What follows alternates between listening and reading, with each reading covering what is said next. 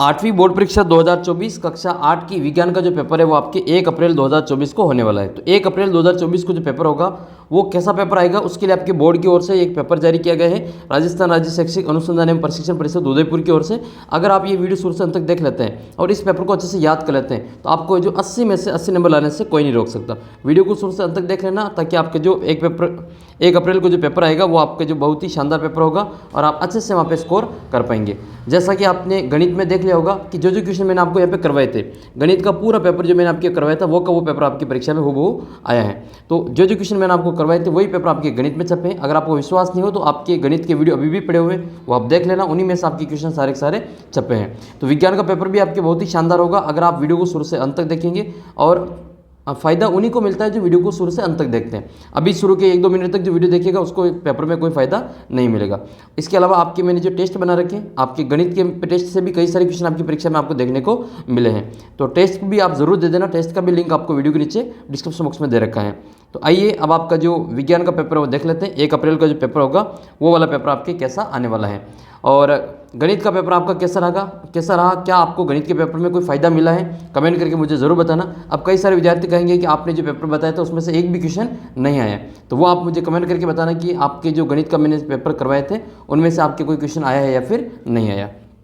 तो आइए अब आपके जो गणित का पेपर है वो तो हो चुका है, अब आपका विज्ञान का पेपर कैसा आएगा वो हम देख लेते हैं। तो सबसे पहले आपके सामने है ऑब्जेक्टिव क्वेश्चन। पहला क्वेश्चन आपके सामने है कि ईंधन के अपूर्ण दहन में कौन सी विषैली गैस बनती है। तो इसका जो सही उत्तर हो जाएगा आपके कार्बन मोनोऑक्साइड। कार्बन मोनोऑक्साइड ईंधन के अपूर्ण दहन से बनती है। अब देखो ये ऑक्सीजन जो है इसको हम प्राणवायु कहते हैं। ऑक्सीजन को क्या कहते हैं, प्राणवायु कहते हैं, जो कि लगभग है जो 21% के लगभग में होती हैं। ये अपने वायुमंडल में 21% होती हैं। और नाइट्रोजन इसका जो प्रतिशत है वो आपके 78% है। वायुमंडल में नाइट्रोजन कितना प्रतिशत है, 78% है। तो बाकी जो बची हुई आपके वो आपके कार्बन डाइऑक्साइड होती है, CO2। तो कार्बन मोनोऑक्साइड बहुत ही विषैली गैस होती हैं। अगला क्वेश्चन आपके सामने है कि घरों में काम आने वाला जो द्रव ईंधन है वो कौन सा है। तो घरों में कौन सा द्रव ईंधन काम आता है, LPG, CNG, कोयला और पेट्रोल। तो इसका जो सही उत्तर वो हो जाएगा आपके LPG।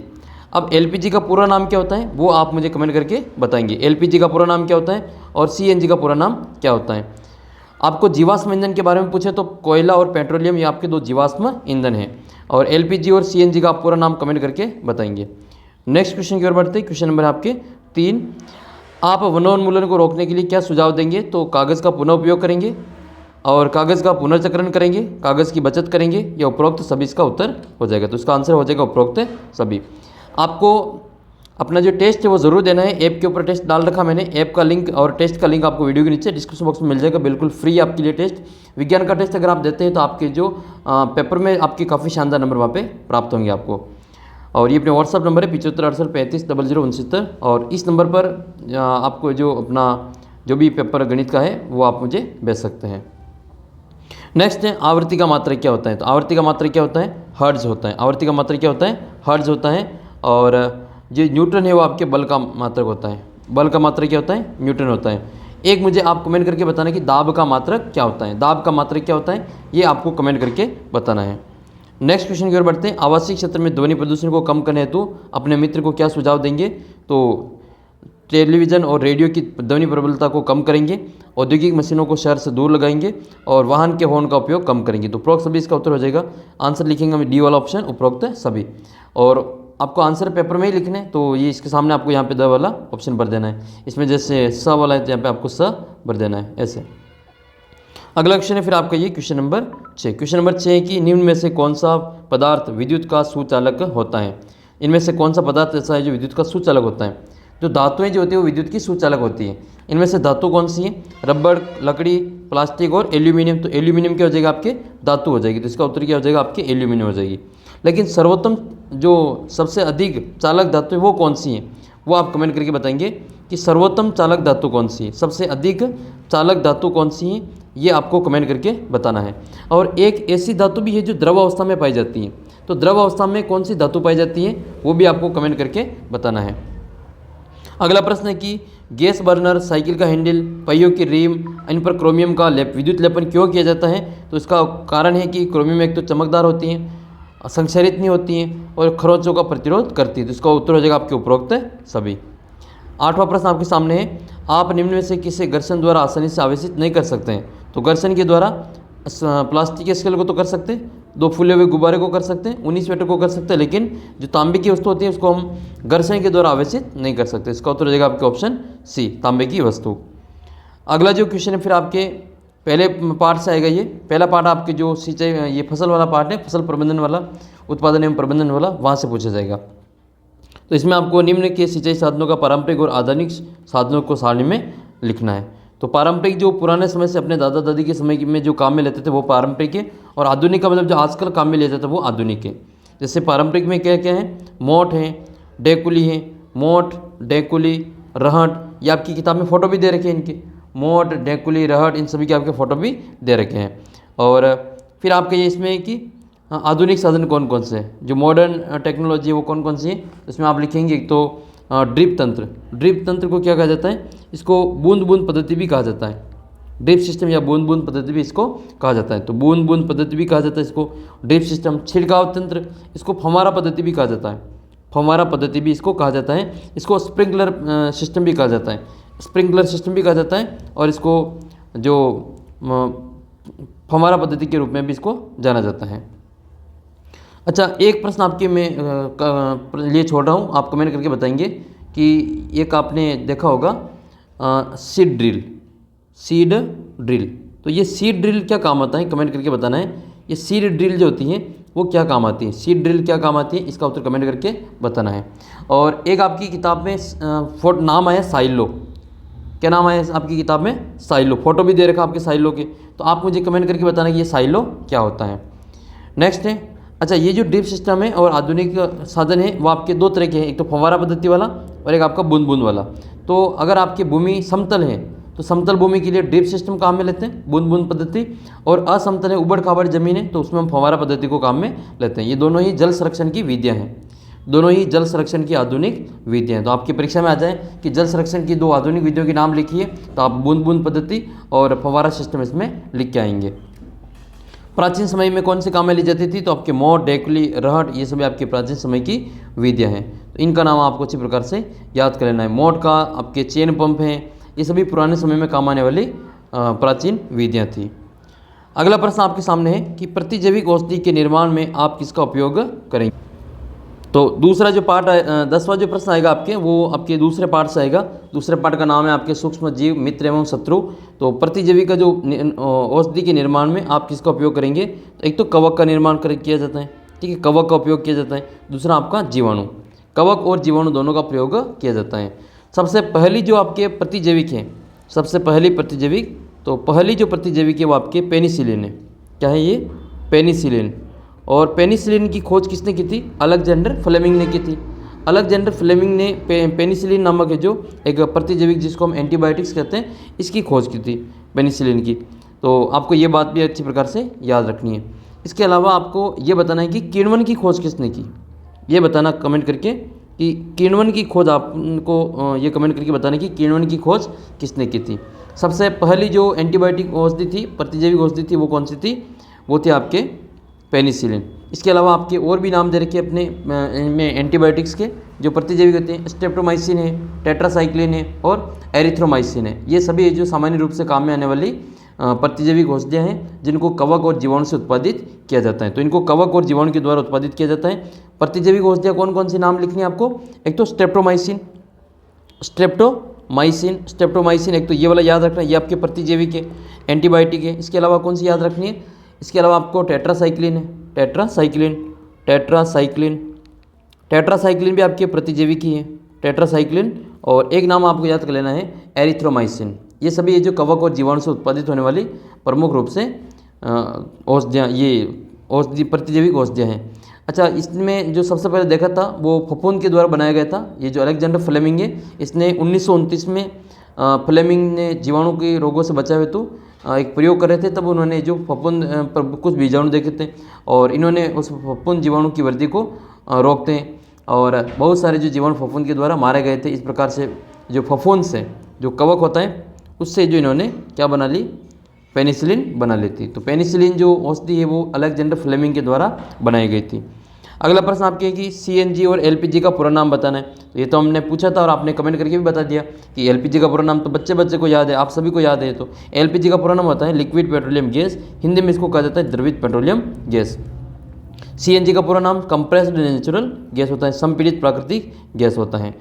ये जो है महानगरों में वाहनों के रूप में अच्छा स्वच्छ ईंधन के रूप में इसको काम में लिया जाता है। CNG एक स्वच्छ ईंधन के रूप में काम में ले जाती है, इससे प्रदूषण कम होता है CNG से। और LPG जो है वो आपके घरों में जो गैस सिलेंडर है वो आपका LPG का होता है और ये ईंधन के रूप में काम में लिया जाता है। अगला क्वेश्चन आपका है कि खिलाड़ी कीलदार जूते जो स्पाइकस होते हैं इसका उपयोग क्यों करते हैं। तो खिलाड़ी जो होते हैं वो कीलदार जूते का उपयोग इसलिए करते हैं ताकि घर्षण को बढ़ाया जा सके और उनको खेलने का अभ्यास करना होता है, तो इसलिए उन्हें चाहिए कि वो जूते घिसे नहीं और खेल के दौरान वो फिसले नहीं, इस कारण वो स्पाइकस यानी कि कीलदार जूते का प्रयोग करते हैं। फिर आपके जो मिलान करने वाला क्वेश्चन है 13वां क्वेश्चन, इसमें आपके रासायनिक उर्वरक के बारे में बताना है। तो रासायनिक उर्वरक कौन कौन सा है, यूरिया और सुपरफास्फेट। यूरिया और सुपरफास्फेट है। एक कार्बनिक खाद कौन से, तो पशु अपशिष्ट, गोबर और पादापशिष्ट से मिलता है, ये आपकी कार्बनिक खाद। खरीफ की फसल, तो खरीफ की फसल कौन सी होती है, मक्का और चावल। ये मक्का और चावल जो कि आपके जुलाई महीने में बोई जाती है, जो बारिश की ऋतु में बोई जाती है वो आपकी खरीफ की फसल है। और थ्रेसिंग क्या होती है, ये आपके अनाज के दानों को भूसे से अलग करना, ये थ्रेसिंग कहलाती है। अच्छा, आप एक और कमेंट करके बताएंगे कि किन्हीं 3 आपको रबी की फसलों के नाम बताना है। रबी की फसल कौन कौन सी होती है उनके नाम आपको कमेंट करके बताना है कि 3 रबी की फसलों के नाम आपको कमेंट करके बताना है। रबी की किन्हीं 3 फसलों के नाम आप कमेंट करके बताएंगे। एक और बताने कि ये 2,4-D क्या है, 2,4-D ये किससे संबंधित है, 2,4-D नाम कहाँ पे आया है, ये आप कमेंट करके बताएंगे। अगला क्वेश्चन जो है आपका 14वां क्वेश्चन है, ये नाइट्रोजन के स्थिरीकरण से संबंधित है। तो ये राइजोबियम वाला जीवाणु है उसका महत्व बताना है। तो नाइट्रोजन के स्थिरीकरण में राइजोबियम जीवाणु के महत्व को समझाइए। तो आपने देखा होगा जो फलीदार फसलें होती हैं जैसे मटर हो गया, इसके अलावा जो उड़द है, मूंग है, इसके अलावा जो दालें वाली जो फसलें होती हैं, दाल वाली दलहनी फसलें, इनमें इनकी जड़ों में जो आपने गांठें देखी होगी, वो गांठें जो होती हैं वो राइजोबियम जीवाणु की होती है, उसमें राइजोबियम जीवाणु पाया जाता है। आपने चने की जो पौधा होता है उसको उखाड़ के देखना, उसमें भी आपको राइजोबियम जो जीवाणु देखने को मिल जाएगा। तो चने की जो फसल होती है उसमें भी राइजोबियम जीवाणु बहुत ही पाया जाता है। तो फलीदार जो फसलें होती हैं, फलीदार फसलें, उनकी जड़ों में रहने वाला जो राइजोबियम जीवाणु है वो हवा की नाइट्रोजन को नाइट्रेट में बदलता है। वायुमंडल में नाइट्रोजन होती है, कितना % नाइट्रोजन होती है, 78%। इसको किस में बदलने का कार्य करता है, वो नाइट्रोजन को नाइट्रेट यौगिकों में बदलने का कार्य करता है। इससे क्या होता है कि वो मिट्टी जो उपजाऊ बन जाती है, उर्वरक का कार्य करती है, वो इनकी वो खाद का कार्य करती है पौधों के लिए। तो ये जो राइजोबियम जीवाणु है वो पौधों के लिए बहुत ही लाभदायक होते हैं और ये नाइट्रोजन को नाइट्रेट में बदलने का कार्य करते हैं और ये नाइट्रोजन स्थिरीकरण का कार्य करते हैं। अच्छा, वो उस जीवाणु का नाम बताना है आपको, कमेंट करके बताएंगे आप उस जीवाणु का नाम जो दूध को दही में बदलने का काम करता है। कौन सा जीवाणु दूध को दही में बदलने का कार्य करता है, इसका उत्तर आपको कमेंट करके बताना है कि कौन सा जीवाणु दूध को दही में बदलने का कार्य करता है। और एक जो नींबू का जो कैंकर रोग है, नींबू का कैंकर रोग वो किसके द्वारा फैलता है, नींबू का कैंकर रोग किसके द्वारा फैलता है। एक गेहूँ की जो रस्ट रोग है, गेहूँ की रस्ट रोग, तो गेहूँ का रस्ट रोग ये किसके द्वारा फैलता है। और एक भिंडी का पीत सिरा रोग है, वो किसके द्वारा फैलता है। ये तीनों ही रोगों के नाम के आपको याद होना चाहिए कि भिंडी का जो पीत सिरा रोग है वो किसके द्वारा फैलता है। और इनको मिलान करने वाले में भी पूछ सकते हैं, भिंडी का पीत सिरा, कवक, वायरस, जीवाणु, इनको आप मिलान करके लिखना है। तो नींबू का जो कैंकर रोग है वो जीवाणु के द्वारा फैलता है, गेहूं का रस्ट रोग या आपके कवक के द्वारा फैलता है, और भिंडी का जो पीत सिरा रोग है वो वायरस के द्वारा फैलता है। मनुष्य में भी वायरस के द्वारा कई सारे रोग फैलते हैं, जैसे कि आपने देखा होगा कोरोना भी एक वायरस के द्वारा फैलने वाला रोग था। एक रोग होता है एड्स, AIDS, एड्स, ये इसका पूरा नाम एक तो आपको कमेंट करना है। एक ये जो रोग, इसका जो वायरस होता है वो HIV वायरस होता है। इस HIV वायरस का आपको पूरा नाम कमेंट करके बताना है। अगला प्रश्न फिर आपके ये 15वां क्वेश्चन है। 15वां क्वेश्चन आपके सामने है कि सत्य असत्य कथन लिखना है। जीवाश्म ईंधन समाप्त होने वाले संसाधन है, तो जीवाश्म ईंधन बिल्कुल सही बात है, समाप्त होने वाले संसाधन होते हैं, इनको एक बार काम में ले लेते हैं तो वापस काम में नहीं ले सकते हैं, सीमित मात्रा में होते हैं, तो ये बात बिल्कुल सत्य है। जीवाश्म ईंधन होते कौन कौन से, तो जीवाश्म ईंधन जैसे कोयला है, पेट्रोलियम है, ठीक है, ये समाप्त होने वाले आपके ईंधन है। प्राकृतिक गैस है, वन और वन्य जीव हैं, खनिज हैं, ये सभी आपके जीवाश्म ईंधन है, समाप्त होने वाले ये ईंधन है। मतलब समाप्त होने वाले जीवाश्म ईंधन तो नहीं कहेंगे वन और वन्य जीव को, लेकिन जीवाश्म ईंधन की बात करें तो फिर आपके कोयला, पेट्रोलियम और प्राकृतिक गैस हो जाएगी।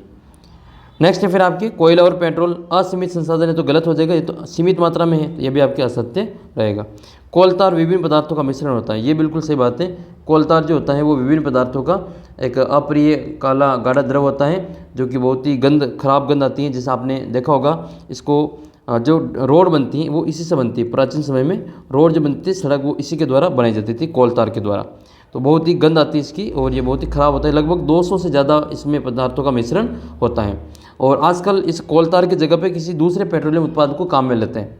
तो देखिए बताना आज कमेंट करके आपको कि आजकल जो पक्की सड़कों के निर्माण में कोलतार के स्थान पर जो एक दूसरा जो पेट्रोलियम उत्पाद है उसको काम में ले जाता है तो उसका नाम क्या है वो आप कमेंट करके बताएंगे। यह बिल्कुल आपके सत्य की ये आपके सत्य हो जाएगा कि कोलतार जो होता है वो पेट्रोलियम पदार्थों का बहुत सारे विभिन्न पदार्थों का मिश्रण होता है। नेक्स्ट है पैराफिन मोम। पैराफिन मोम का उपयोग मरहम बनाने में, मोमबत्ती बनाने में और वैसलीन बनाने में किया जाता है। तो हाँ ये सत्य बात है, जो पैराफिन और मोम होते हैं इसका उपयोग मरहम में, मोमबत्ती में, वैसलीन में इनमें किया जाता है। तो ये तो बिल्कुल आपके सही हो जाएगा। नेक्स्ट क्वेश्चन की ओर बढ़ते हैं। अच्छा पेट्रोल से याद आया मेरे को इसमें कि विश्व का पहला तेल का कुआं कहाँ पर ड्रिल किया गया था और अपने भारत में सबसे पहला तेल का कुआं कहाँ पर ड्रिल किया गया था, सबसे पहले पता कहाँ चला था, ये आपको कमेंट करके बताना है। और पेट्रोलियम जो शब्द है वो पेट्रो तथा ओलियम शब्द से बना है। पेट्रो का मतलब होता है चट्टान और ओलियम का मतलब होता है तेल, यानी कि ज़मीन के नीचे जो चट्टानों के बीच में से निकला जाता तेल है वो पेट्रोलियम कहलाता है। और पेट्रोलियम को काला सोना भी कहा जाता है, याद रखना पेट्रोलियम को काला सोना भी कहा जाता है। एक और आपकी पेट्रोलियम से संबंधित संघ है PCRA, PCRA, ये PCRA का पूरा नाम आपको कमेंट करना है। और PCRA ने जो लोगों की जो सलाह देता है उन गाड़ी चलाते समय आपको किस प्रकार से जो पेट्रोल और डीजल बचाना चाहिए, उनके गुर जो दे रखे वो आपको अच्छे प्रकार से याद कर लेने हैं। जैसे जहाँ तक संभव हो गाड़ी समान और मध्यम गति से चलानी चाहिए, यातायात लाइटों अथवा जहाँ पर जो आपको प्रतीक्षा करनी हो वहाँ गाड़ी का इंजन बंद कर देना चाहिए, टायरों को दाब सही रखना चाहिए और गाड़ी का नियमित रख रखाव करना चाहिए। ये 4 बातें आपको PCRA की ओर से जो सलाह दी गई लोगों को उसको अच्छी प्रकार से आपको याद कर लेना है और PCRA का पूरा नाम आपको कमेंट करके बताना है। नेक्स्ट क्वेश्चन है दहन और ज्वाला में कोई आपको 2 अंतर बताना है। तो दहन क्या होता है कि वह रासायनिक प्रक्रम जिसमें जो पदार्थ ऑक्सीजन से अभिक्रिया करता है और उष्मा देता है उसको हम दहन करते हैं। और इसमें क्या होता है, दहन का दिखाई देने वाला जो भाग होता है वो आपको ज्वाला कहलाती हैं और गैसीय अवयव ज्वाला कहलाती हैं। फिर आपके दहन जो है आपके 3 प्रकार की होती हैं, स्वतः दहन, तीव्र दहन और विस्फोट होता है। और ज्वाला के 3 क्षेत्र होते हैं, अदीप्त क्षेत्र, दीप्त क्षेत्र और ज्योतिहीन क्षेत्र। तो मुझे आप कमेंट करके बताएंगे कि सुनार जो है वो इस ज्वाला का कौन सा भाग काम में लेता है। जो ज्वाला के 3 भाग होते हैं, 3 क्षेत्र होते हैं, तो सुनार जो काम लेता है फूंकने के द्वारा ये, तो ये किसका प्रयोग करके लेता है, कौन सा भाग इसमें काम में लेता है ज्वाला का। अगला प्रश्न आपके ये कि निम्न में से आशय स्पष्ट कीजिए, मतलब इनकी परिभाषाएं लिखनी है। क्या मतलब होता है रेड डाटा बुक का। तो रेड डाटा बुक क्या होती है, रेड डाटा बुक वह किताब होती है, एक पुस्तक है जिसमें जो संकटात्मक जंतु और विलुप्त होने वाले जो स्पीसीज हैं उनके बारे में रिकॉर्ड रखा जाता है। और इसको कौन जारी करता है, ये IUCN के द्वारा जारी किया जाता है, international union of conservation for of nature के द्वारा ये इसको जारी किया जाता है। तो ये बात आपको अच्छी प्रकार से याद रखनी है। अब आपके संकटात्मक जंतु कौन कौन से हैं, एक तो उनके बारे में जानकारी आपको होनी चाहिए। इसके अलावा आपका जो इसमें एक भारतीय विशाल गिलहरी का नाम क्या है वो आपको बता देना। भारतीय विशाल गिलहरी का नाम क्या है वो आपकी किताब में आया है, आपकी परीक्षा में आएगा ये। तो भारतीय विशाल गिलहरी का जो नाम है वो कमेंट करके बताना है। नेक्स्ट फिर आपके जैव विविधता। जैव विविधता क्या होती है, किसी क्षेत्र विशेष में पाए जाने वाले सजीवों में जो विभिन्नता होती है, विभिन्न किस्में होती हैं, उनको हम जैव विविधता कहते हैं। जो अलग अलग क्षेत्र में अलग अलग भौगोलिक विविधताएं पाई जाती हैं उनको हम जैव विविधता के नाम से जानते हैं। जैसे जीवों में अलग अलग जो विविधता पाई जाती है, आपने देखा होगा, जैसे आप में से कोई प्रतापगढ़ जिले का विद्यार्थी होगा तो उसको पता होगा, या आप में से भी कई सारे विद्यार्थियों ने सुना होगा कि प्रतापगढ़ जिले में एक अभ्यारण्य है सीता माता अभ्यारण्य। प्रतापगढ़ जिले में अभ्यारण्य है जिसका नाम है सीता माता अभ्यारण्य। सीता माता अभ्यारण्य में आपने सुना होगा कि उसमें उड़न गिलहरी पाई जाती है। एक गिलहरी ऐसी है जो उड़ती है, तो उड़न गिलहरी पाई जाती है। तो उड़न गिलहरी केवल आपको सीता माता अभ्यारण्य में ही देखने को मिलती है। तो ये वहाँ की क्या है, जैव विविधता है। वहाँ पर आपको कई सारे हिमालय के बाद में सबसे ज़्यादा जो औषधियाँ वगैरह मिलती है वो सीता माता अभ्यारण्य में आपको देखने को मिलती है। तो ये उड़न गिलहरी आपको यहीं पर देखने को मिलती है। ये एक जैव विविधता है। इसके अलावा आपने देखा होगा एक सींग वाले गेंडे वो काजीरंगा नेशनल पार्क में देखने को मिलते हैं। एशियाई जो शेर है वो आपको अपने गुजरात का जो गिर नेशनल पार्क है वहाँ पे देखने को मिलता है। तो कुछ विशेष प्रकार की प्रजातियाँ हैं वो किसी क्षेत्र विशेष में ही पाई जाती हैं। जैसे साइबेरियन सारस है, वो आपने देखा होगा केवलादेव जो गना पक्षी अभ्यारण्य है भरतपुर वाला, वहाँ पर वो शीत ऋतु में प्रवासी पक्षी के रूप में आते हैं। तो ये सभी आपके जो उदाहरण है वो आपके जैव विविधता के ही उदाहरण हैं। फिर आपके ये रिक्त स्थानों की पूर्ति वाला प्रश्न पूछा जाएगा जिसमें आपके अमीबा का पूछा गया कि अमीबा में जो जनन है वो किस विधि के द्वारा होता है। देखो अमीबा में तो आपको अच्छी प्रकार से याद रखना है, अमीबा में जो जनन होता है वो कौन सी विधि के द्वारा होता है, वो द्विखंडन विधि के द्वारा होता है। अमीबा में जनन द्विखंडन विधि के द्वारा होता है। तो आप बताना, एक तो यीस्ट में और एक हाइड्रा में। यीस्ट और हाइड्रा में जो जनन है वो कौन सी विधि के द्वारा होता है। ये अलैंगिक विधि के अलग अलग वापस प्रकार हैं जिसमें आपके द्विविखंडन है, आपके मुकुलन है, इसके अलावा राइजोफस जो बीजाणु समागम है, ये सभी आपके अलैंगिक जनन की विधियों के प्रकार हैं। तो यीस्ट और हाइड्रा में जो जनन होता है वो किस विधि के द्वारा होता है। नेक्स्ट क्वेश्चन है फिर आपके ये, तो इसमें भर देंगे हम द्विखंडन। अंडाणु तथा शुक्राणु का जो सलयन है वो क्या कहलाता है, जिसको कहा जाता है निषेचन। तो इसका सही उत्तर हो जाएगा इसमें निषेचन। नेक्स्ट है, अच्छा शुक्राणु जो होता है उसके कितने भाग होते हैं, टोटल भाग कितने होते हैं, प्रत्येक भाग का आपको नाम कमेंट करके बताना है। नेक्स्ट है, मनुष्य गाय कुत्ते आदि जंतु शिशु को जन्म देते हैं जिनको क्या कहते हैं, जरायुज कहा जाता है। जो सीधे ही बच्चे को जन्म देते हैं उनको जरायुज कहा जाता है। जैसे मनुष्य हैं, गाय है, कुत्ते हैं, ये सभी डायरेक्ट बच्चे को जन्म देते हैं, इसको हम जरायुज कहते हैं। लेकिन जो अधिकतर जो पक्षी हैं, जो सारे के सारे पक्षी अधिकतर वो अंडे देते हैं, तो उसको हम अंडस या अंड प्रजक के नाम से इनको जाना जाता है। नेक्स्ट है, मुकुलन द्वारा जनन होता है। तो मुकुलन द्वारा जनन किस में होता है, हाइड्रा में होता है। तो मुकुलन के द्वारा जनन आपके किस में हो जाएगा, हाइड्रा में हो जाएगा। इसके अलावा यीस्ट में भी जो जनन है वो मुकुलन विधि के द्वारा ही होता है। अच्छा, इस पार्ट में आपके एक नाम आया, भेड़ का नाम है जो कि आपके प्रथम क्लोन है वो। तो प्रथम क्लोन आपके कौन सी भेड़ थी, उस भेड़ का नाम आपको बताना है। और एक आपको ये बताना है कि जो आपके टेडपोल होता है, टेडपोल के जो उसका वयस्क में रूपांतरण होता है, इसको क्या कहता है। टेडपोल का जो वयस्क में रूपांतरण होता है उसको क्या कहा जाता है, कमेंट करके आपको बताना है। और एक युग्मज में पाए जाने वाले केंद्रक की संख्या कितनी होती है, ये भी आप कमेंट करके बताएंगे। अगला प्रश्न फिर आपके 19वां प्रश्न है कि दाब और बल का मात्रक संबंध का सूत्र लिखिए।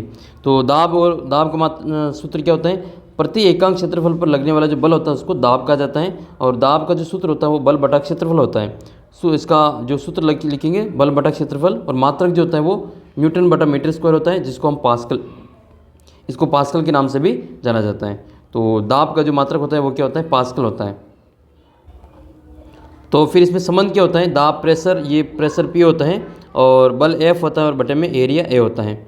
देखो अगर इसमें क्षेत्रफल ज़्यादा होगा तो इसमें आपके बल कम लगेगा, और क्षेत्रफल कम होगा तो फिर आपके बल ज़्यादा लगेगा। तो इसमें आपके थोड़ा सा इस प्रकार से इसको देख लेना है कि देखो बल और आपकी जो दाब होता है वो तो समानुपाती होते हैं, लेकिन दाब और जो इसका क्षेत्रफल होता है वो व्युत्क्रमानुपाती होता है। यानी कि अगर क्षेत्रफल बढ़ जाएगा तो आपके दाब क्या हो जाएगा, कम हो जाएगा, और क्षेत्रफल कम हो जाएगा तो फिर आपके दाब ज़्यादा हो जाएगा।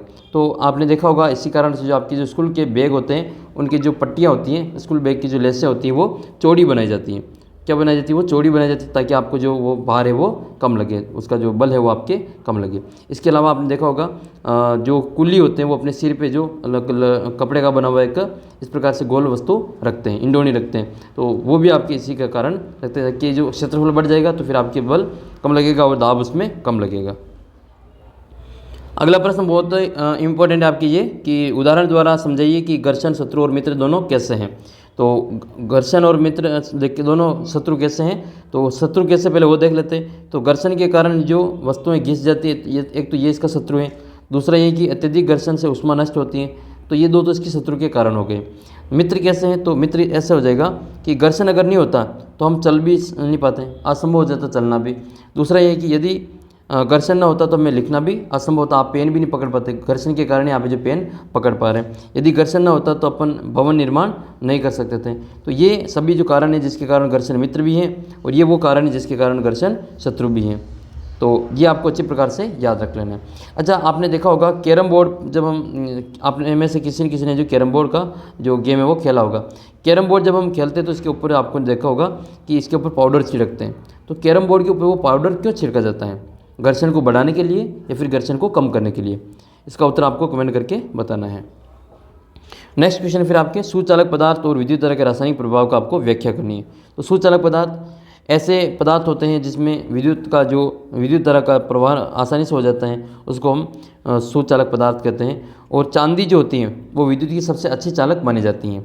चांदी विद्युत की सबसे अच्छी चालक होती है। इसके बाद में तांबा आता है, तांबा के बाद में एल्यूमिनियम आता है। लेकिन फिर आप कहेंगे कि चांदी के जो तार नहीं बनाए जाते हैं। आपने देखा होगा कि बिजली के जो तार होते हैं वो इसके एल्यूमिनियम के और तांबे के बनाए जाते हैं। अधिकतर जो तार होते हैं वो एल्यूमिनियम के बनाए जाते हैं। तो फिर सबसे ज़्यादा चालक तो ये चांदी है, तो फिर चांदी की जगह पे एल्यूमिनियम को काम में क्यों लिया जाता है? ये आपको कमेंट करके बताना है कि चांदी का उपयोग जो है वो तार बनाने में क्यों नहीं किया जाता है, उसकी जगह पे हम एल्यूमिनियम को काम में क्यों लेते हैं। सेकंड है फिर आपकी किसी चालक द्रव में विद्युत धारा प्रवाहित करने पर जो रासायनिक अभिक्रिया होती हैं इसे विद्युत धारा का रासायनिक प्रभाव कहते हैं। अच्छा, आपके जो साइंस के जितने भी डायग्राम है उसका एक फुल वीडियो मैंने आपको बना रखा है कि आपके कौन कौन से जो चित्र है वो इंपॉर्टेंट है। तो सारे के सारे चित्र आपको अच्छी प्रकार से वहाँ पे देख के चले जाने वो वाले, ताकि आपका एक भी क्वेश्चन है जो गलत चित्र वाला नहीं होगा। फिर आपके नेक्स्ट क्वेश्चन है 22वां, अपने नेत्रों की देखभाल के लिए कोई 2 सुझाव दीजिए। तो पहला तो ये कि आंखें साफ रखें और दिन में 2-3 बार इन आँखों को साफ पानी से ज़रूर धोएं। और दूसरा है कि तेज़ धूप में धूप के चश्मे का उपयोग करना चाहिए। 23वां क्वेश्चन आपका ये है कि सड़क सुरक्षा से संबंधित 2 नियम लिखिए। सड़क सुरक्षा के आपको कोई 2 नियम लिखने हैं। और 23वां जो प्रश्न आएगा वो अब आपके 8 नंबर का आएगा। और इसका दूसरा है बाह्य निषेचन एवं आंतरिक निषेचन में कोई 2 अंतर लिखिए। और मानव कर्ण का आपको नामांकित चित्र बनाना है। इसके अलावा आपको इसके 8वां में प्रश्न है वो देख लेते हैं। वाहन चलाते समय किन किन बातों का ध्यान रखना चाहिए? एक तो ये लिखना है। दूसरा है कि अलैंगिक जनन की किसी एक विधि का सचित्र वर्णन कीजिए। और ध्वनि प्रदूषण को नियंत्रित रखने के लिए कोई 2 उपाय लिखिए। तो ये 8वां में आपको कोई या तो ये ऊपर वाले तीनों करने या फिर ये नीचे वाले ये तीनों करने। तो इसका हम पहला क्वेश्चन देख लेते हैं। पहले सड़क सुरक्षा से संबंधित 2 नियम आपको लिखने हैं। तो सड़क सुरक्षा के तो 2 क्वेश्चन आपके फिक्स वहाँ पे पूछे जाएंगे। तो सड़क सुरक्षा के नियम आपको अच्छी प्रकार से याद कर लेना है। इसके अलावा मैंने आपके यहाँ पे संजीव डेस्क वर्क, पूरी जो आपकी संजीव डेस्क वर्क है वो सॉल्व करवा रखी है। तो आप वो सारे वीडियो देख लेना, उसमें से आपके काफ़ी क्वेश्चन परीक्षा में आ जाएंगे।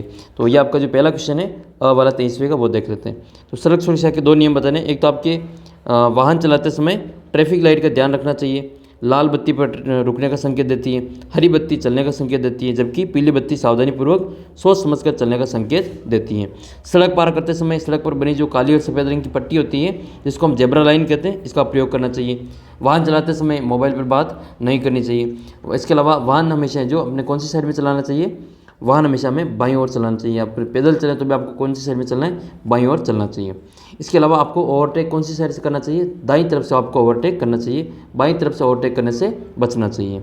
और यातायात के सभी नियमों का आपको पालन करना चाहिए। इसका सेकंड वाला प्रश्न आपके बाह्य निषेचन और आंतरिक निषेचन में कोई 2 अंतर लिखिए। तो बाह्य निषेचन और आंतरिक निषेचन में 2 अंतर बताना है। तो बाह्य निषेचन और आंतरिक निषेचन, बाह्य निषेचन जो होता है उसमें दोनों व्यष्टि युग्मकों के शरीर के बाहर फेंकते हैं। और आंतरिक निषेचन में नर मादा के शरीर में शुक्राणु का उत्सर्जन करते हैं।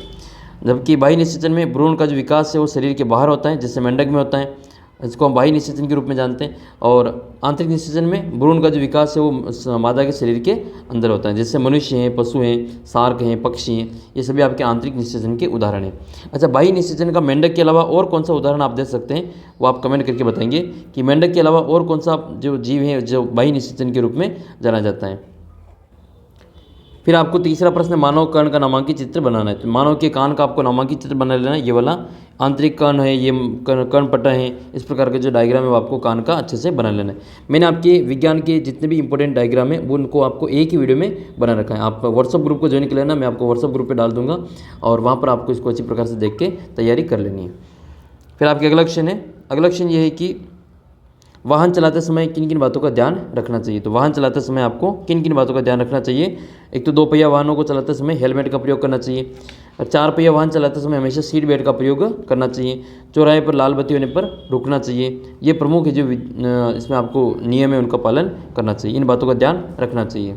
फिर इसका ब वाला है आपके कि अलैंगिक जनन की किसी एक विधि का सचित्र वर्णन कीजिए। तो देखो अलैंगिक जनन की कई सारी विधियाँ हैं, जैसे मुकुलन है, द्विखंडन है, खंडन है, बीजाणु समागम है, ये सभी आपके कौन सी है अलैंगिक जनन की विधियाँ हैं। तो इसमें जो बताया गया है वो मुकुलन को बताया गया है। मुकुलन जिसको हम बडिंग कहते हैं, और मुकुलन किस में पाया जाता है, हाइड्रा और यीस्ट में मुकुलन विधि से जनन होता है। याद रख लेना, हाइड्रा और यीस्ट में मुकुलन विधि से जनन होता है। अब याद कैसे रखेंगे, यह मुकुलन ऐसे याद कर लेना, यह मुकुल ऐसे याद कर लेना, यह मुकुल है, यह कौन है, मुकुल है। तो यह में क्या है, यीस्ट है, ह में क्या है, हाइड्रा है, और मुकुल से मुकुलन हो जाएगा। तो ये अब आप कभी नहीं बोलेंगे कि यह मुकुल है, इसका मतलब क्या है, मुकुलन जो होता है वो यह यीस्ट में होता है, ह हाइड्रा में होता है, और आपकी फिर अमीबा में क्या हो जाएगा, द्विखंडन हो जाएगा। अगर आपको ऐसे कन्फ्यूजन होता है तो ये वाला याद कर लेना, यह मुकुल है, यीस्ट हाइड्रा और मुकुलन, यीस्ट हाइड्रा और मुकुलन, ऐसा आपको याद हो जाएगा। तो मुकुलन में क्या होता है, यीस्ट और हाइड्रा में अलैंगिक जनन में सामान्य प्रक्रिया है। इस विधि में शरीर के पर एक बल्ब की तरह जो संरचना बनती है जिसे कि हम मुकुल कहते हैं। तो उस हाइड्रा के ऊपर जो बल्ब की जैसी संरचना बनती है उसको क्या कहा जाता है, उसको मुकुल कहा जाता है। और मुकुल पैतृक जीव से अलग होकर वृद्धि करता है और संपूर्ण विकसित जीव बन जाता है।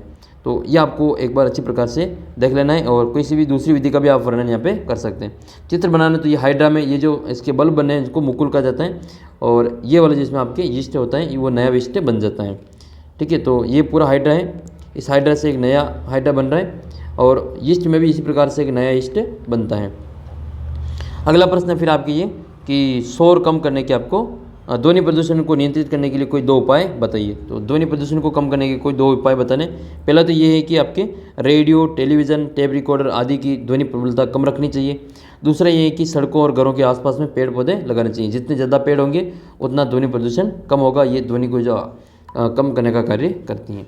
तो ये ध्वनि प्रदूषण को, शोर प्रदूषण को कम करने के 2 उपाय हैं।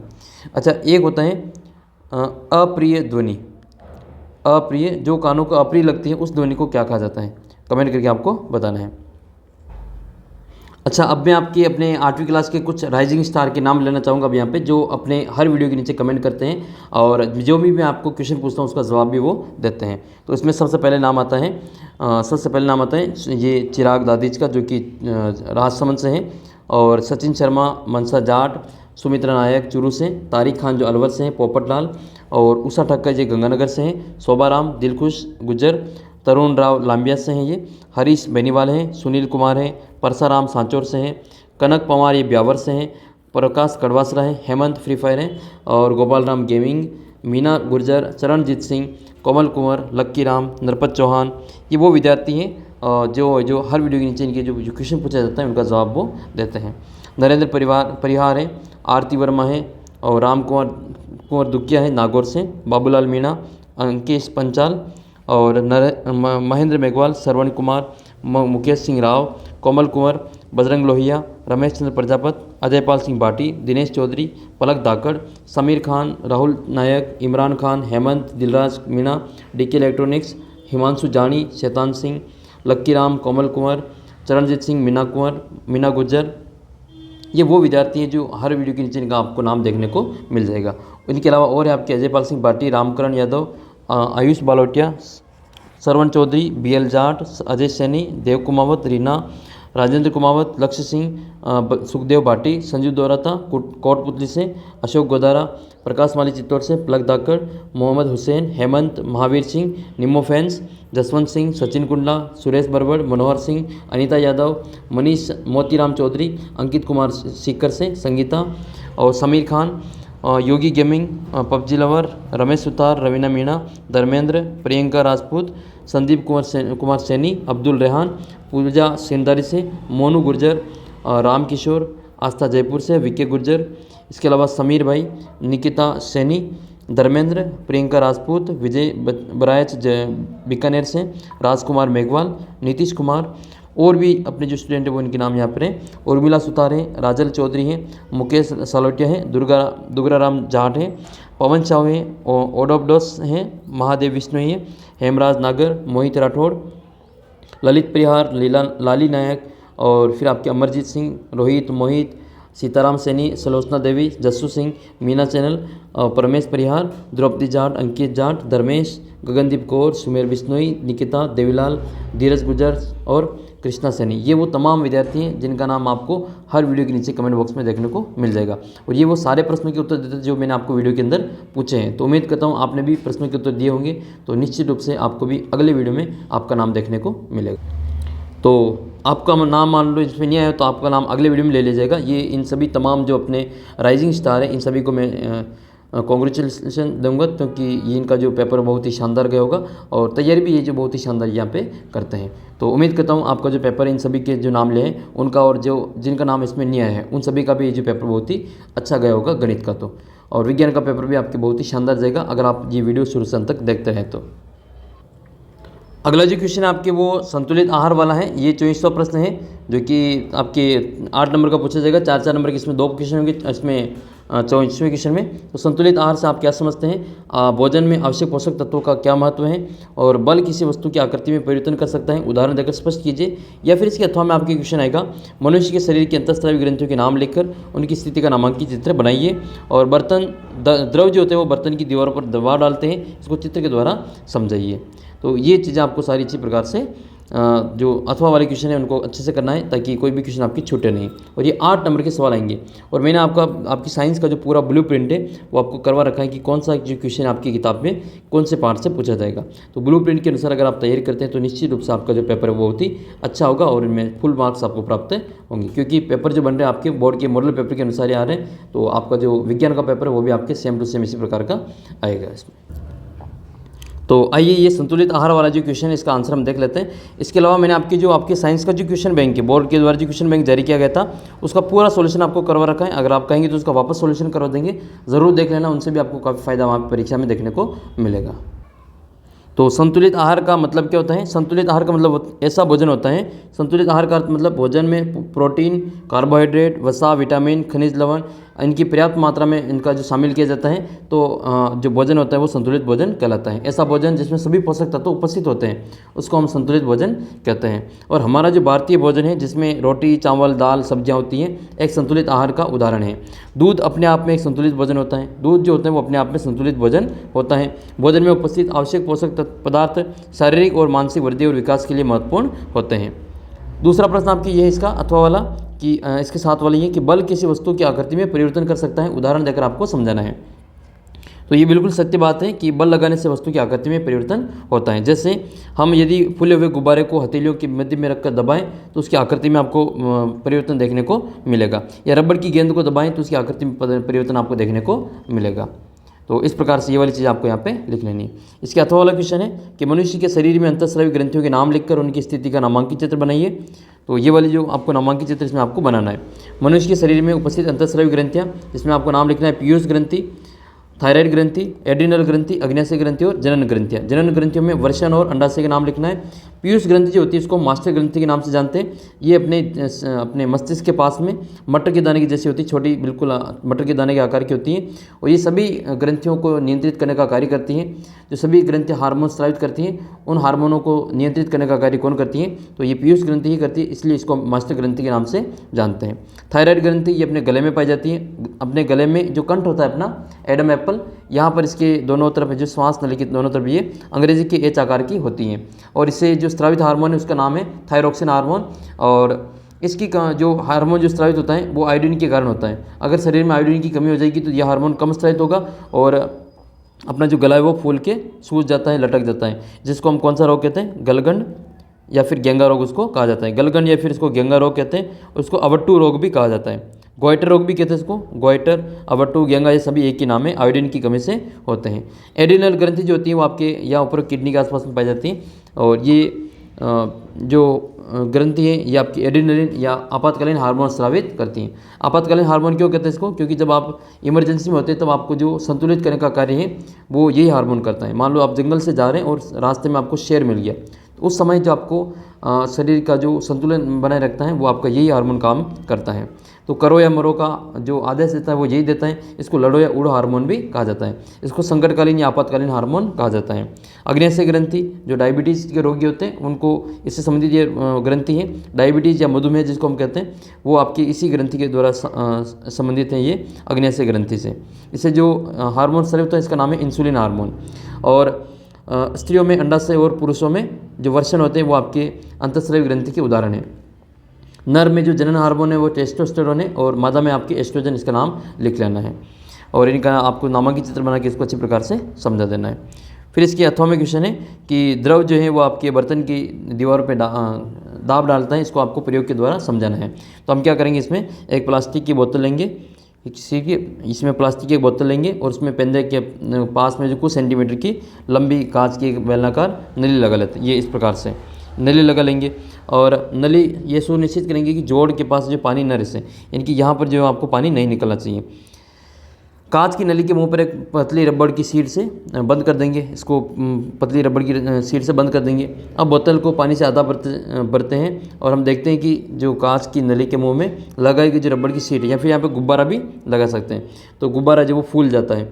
रबड़ की शीट का जो पार्श्व दीवार है वहाँ लगाई गई है। इस स्थिति में रबड़ की जो शीट है उसका फूलना दर्शाता है कि द्रव जो होते हैं वो बर्तन की दीवार पर दाब डालते हैं। अच्छा, जैसे जैसे हम गहराई में जाते हैं वैसे वैसे दाब बढ़ता है। तो आपने देखा होगा कि अगर यहाँ पे छेद कर रखा है तो पानी जो बहुत दूर गिरेगा, और छेद अगर ऊपर कर रखा है तो पानी बिल्कुल पास में गिरेगा।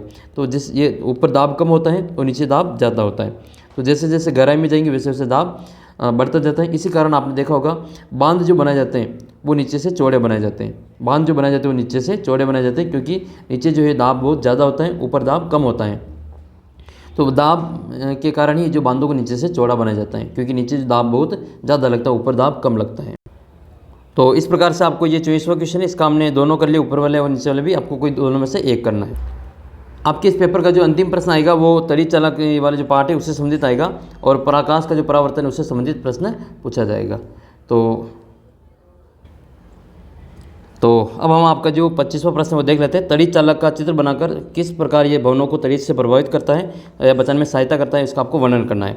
और परावर्तन कितने प्रकार का होता है चित्र बनाकर उसको समझाना है। इसके अथवा में आपके उचित चित्र बनाकर स्पष्ट करें कि समान आवेश एक दूसरे को प्रतिकर्षित करते हैं, या फिर इसके अथवा में दे रखा है इसका दूसरा वाला कि परावर्तन किसे कहते हैं। उचित चित्र बनाकर परावर्तन के दोनों नियम लिखिए। तो आइए इसका हम उत्तर यहाँ पे देख। तो ये आपको पहला प्रश्न है कि तड़ित चालक का चित्र बनाकर आपको समझाइए कि वो किस प्रकार भवनों से प्रभाव को, अपने तड़ित का प्रभाव को कम करता है, सहायता करता है। ये तड़ित का आपको चित्र बना लेना है, फिर इसका थोड़ा सा इसमें वर्णन कर लेना है कि तड़ित चालक एक ऐसी युक्ति होती है जिसका उपयोग भवनों को तड़ित से के प्रभाव से बचाने के लिए किया जाता है। किसी भवन के निर्माण के समय उसकी दीवारों में उस भवन की ऊंचाई से अधिक लंबाई का एक धातु की छड़ स्थापित कर दी जाती है, और इस छड़ का सिरा वायु के में खुला रखा जाता है। दूसरे सिरे की ज़मीन में काफ़ी गहराई तक उसको दबा दिया जाता है, और धातु की छड़ विद्युत आवेश के कारण जो ज़मीन तक पहुंचने के लिए एक सरल विद्युत परिपथ उसको प्रदान कर देती हैं, जिससे कि भवन को कोई क्षति उसमें नहीं मिलती है। इसके दूसरा प्रश्न आपकी ये कि परावर्तन कितने प्रकार का होता है, चित्र बनाकर समझाइए। तो परावर्तन 2 प्रकार का होता है।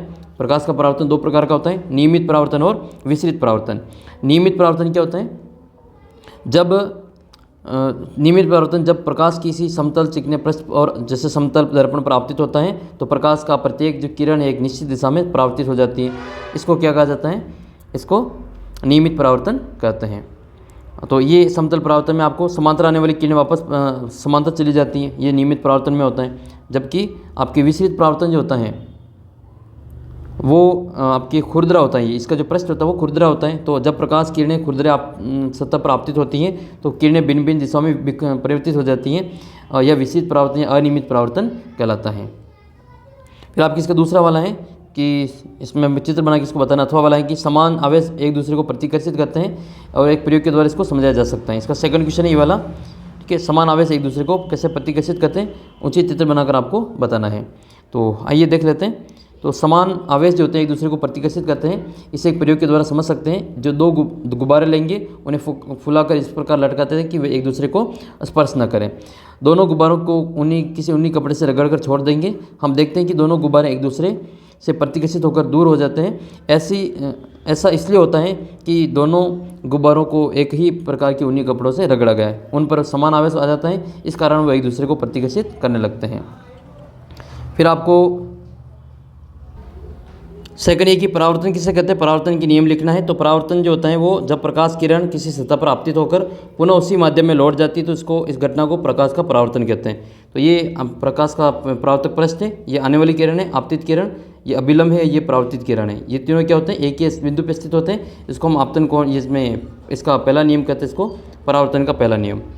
तो आपतन कोण का मान परावर्तन कोण के शब्द बराबर होता है, कोण आई बराबर कोण आर होता है। तो ये हमेशा याद रखना। दूसरा है कि आपतित किरण, परावर्तित किरण और परावर्तक पृष्ठ पर आपतन बिंदु पर खींचा गया अभिलंब तीनों एक ही तल पे स्थित होते हैं। तो इस प्रकार से आपके परावर्तन के नियम भी लिखने हैं। और मैंने आपकी पूरी विज्ञान का जो एक क्वेश्चन बैंक है वो डाल रखा है, वो आप देख लेना। उसमें से काफ़ी क्वेश्चन आपकी परीक्षा में आपको देखने को मिल, और आपके विज्ञान का पूरा मैंने जो क्वेश्चन बैंक है उसको सोल्व करवा के रखा है, तो आप जो देख लिया होगा। तो विज्ञान का जो पूरा क्वेश्चन बैंक है उसको आपको अच्छी प्रकार से देख लेना है। मैंने आपको पूरा जो क्वेश्चन बैंक है वो सोल्व करवा दिया है, और उम्मीद करता हूँ आपने ये देख लिया होगा। नहीं देखा तो आप कमेंट कर देना, इसका लिंक भी आपको मैं वीडियो के नीचे डिस्क्रिप्शन बॉक्स में दे दूंगा। आपका पूरा जो क्वेश्चन बैंक क्वेश्चन बनेगा, वो पेपर बनेगा, वो इस क्वेश्चन बैंक से आ जाएगा। इतने शानदार इसमें सारे क्वेश्चन करवा रखे हैं। तो मैंने आपको सारे क्वेश्चन करवा रखे हैं। एक बार ये वाला जो क्वेश्चन बैंक है इसका सोल्यूशन एक बार ज़रूर देख लेना। इसका लिंक भी आपको इस वीडियो के नीचे डिस्क्रिप्शन बॉक्स में आपको मिल जाएगा।